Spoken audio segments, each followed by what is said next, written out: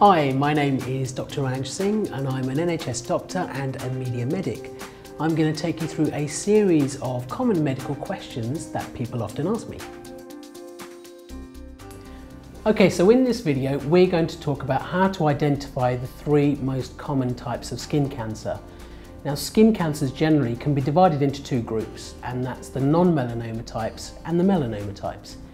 In the non-melanoma group, we have basal cell carcinomas, which make up about 80% of skin cancers, and we have squamous cell carcinomas, and those make up about 10%.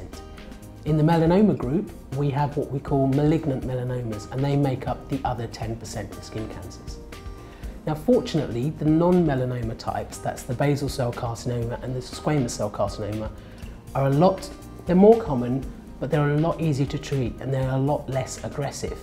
Malignant melanoma, on the other hand, is potentially a lot more serious, and unfortunately rates of malignant melanoma are rising, particularly in younger age groups. By far the biggest risk factor for developing skin cancer is sun exposure, and be that from direct sunlight or through the use of sunbeds. Now, early recognition and prompt treatment of skin cancers is essential, and we're going to talk about how each one might present. Now, basal cell carcinomas, first of all, these can either develop as a pearly, waxy white lump or as a flat, scaly skin patch. And these patches can actually grow to quite large. They can grow to 10 to 15 centimetres, and characteristically, they do not heal. Now, these tend to develop in sun-exposed areas, for example, on the face, on the ears, on the neck, upper chest, and the arms. Squamous cell carcinomas start off as firm red lumps. And again, these can appear in sun-exposed areas such as the arms or the neck or the face, but can also develop in other areas such as the genitals, in the anal region as well. Now, the third type is malignant melanoma, which can develop from either an existing mole or a new mole altogether.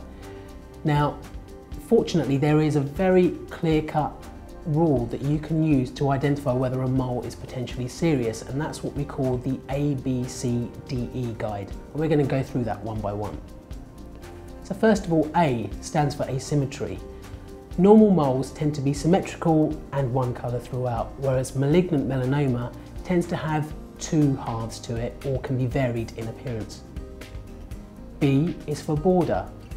Malignant melanomas tend to have a very irregular or a scraggly border, and that can point you in the right direction that it may not be something as benign as a mole. C is for colour.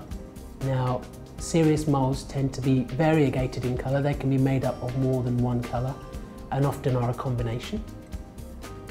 D is for diameter. Now, malignant melanomas tend to be over 6 millimetres or a quarter of an inch in size. And E is for elevation. Moles that are serious can be raised up from the skin, so they may appear as more of a bump than just a flat mole. Now, always remember that if you have a new skin spot or a mole that's developed and you're worried about it, then you must seek help. If you've got a new skin lesion that doesn't heal after 2 weeks in particular, make sure you go and see your doctor to find out whether it is one of these potentially serious conditions. To be honest, prevention is a key, so make sure you watch your sun behaviour and protect yourself by using sunblock. And that's how you identify the three different types of skin cancer.